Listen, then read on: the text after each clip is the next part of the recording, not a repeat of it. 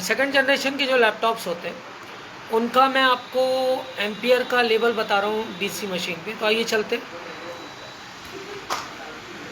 ये देखिए हमारे पास एक मशीन है और ये है बेसिकली, देखिए मैं यहाँ पे लगाता हूँ अडाप्टर को। ये सेकंड जनरेशन है। देखिए इसने एम्पियर दिया 9.009 एम्पियर के आसपास ले ली। अब जैसे मैं इसको ऑन करूँगा तो ये 2 एम्पियर तक जा सकती है, और जब कांस्टेंट होगी तो 1 एम्पियर के बीच में क्या होगा,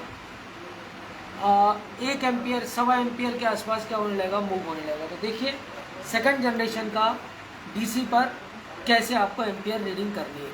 अब अगर ये 9 एम्पियर नहीं आता तो वोल्टेज सेक्शन 0 आता तो भी क्या होता, आपको वहाँ पर वोल्टेज सेक्शन सबसे पहले चेक कर। ये आने का मतलब होता है voltage okay, stand by okay, लगभग बहुत सारी चीज़ें हम इसको ओके क्या करते हैं, मान के चल लेते हैं। चलिए आगे बढ़ते हैं। ये ऑन किया मैंने, देखिए गया 1200, 1400, 1.7, 1.8, ये 2 पॉइंट तक टच हो सकता है, ठीक है।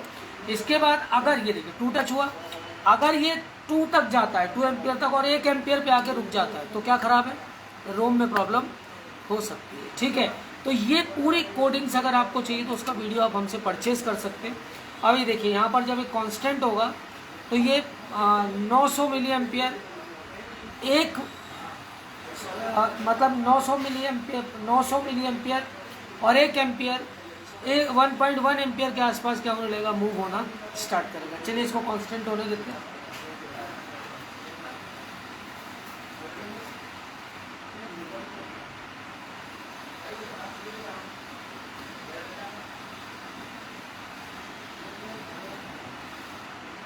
It is taking time because इसमें हार्ड डिस्क लगी हुई है, सो ये टाइम लेगा।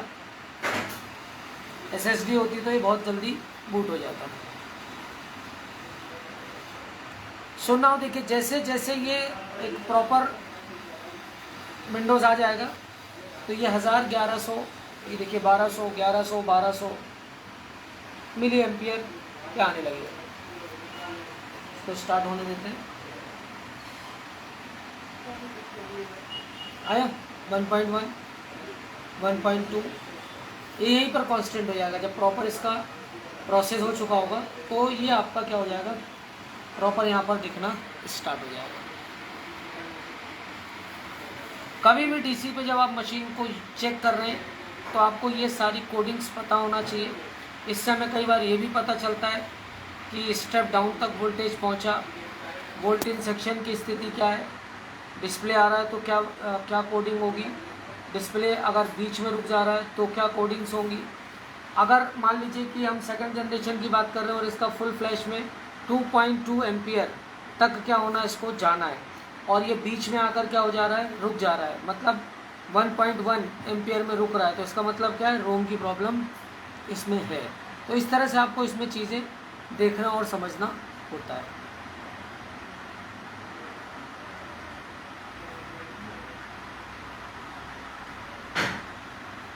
हार्ड डिस्क का अब रोल ख़त्म है। आप कभी भी अपने लैपटॉप को अपग्रेड करा लीजिए SSD में, तो टाइम कम लेती है।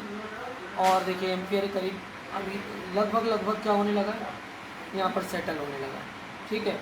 अब यहीं पर ज़्यादा रहेगा, 1000, 1.1, 1.2, 1.0, 1.2, 0.900 पे भी जा सकता है, ठीक है। ये भी हो सकता है, होता ही है लगभग।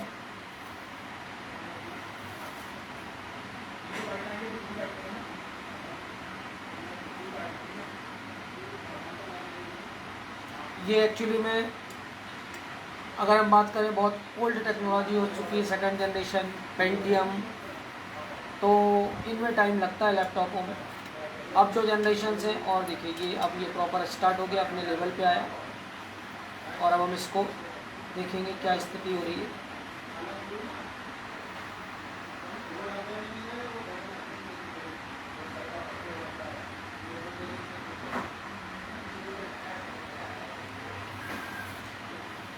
और अगर हीटिंग होती है तो थोड़ा सा क्या करेगा, एम्पियर ज़्यादा लेगा, इस चीज़ का ध्यान रखिएगा, ठीक है।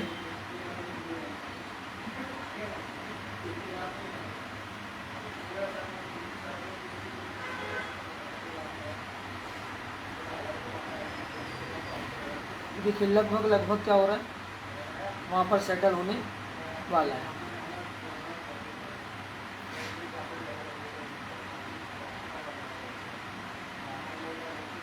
देखिए वोल्टेज भी क्या हो रहा है, कम ज़्यादा हो रहा है। तो थोड़ा सा लैपटॉप में कहीं ना कहीं हीटिंग की क्या आ रही है, प्रॉब्लम आ रही है। ठीक है, इस चीज़ को ध्यान रखिएगा।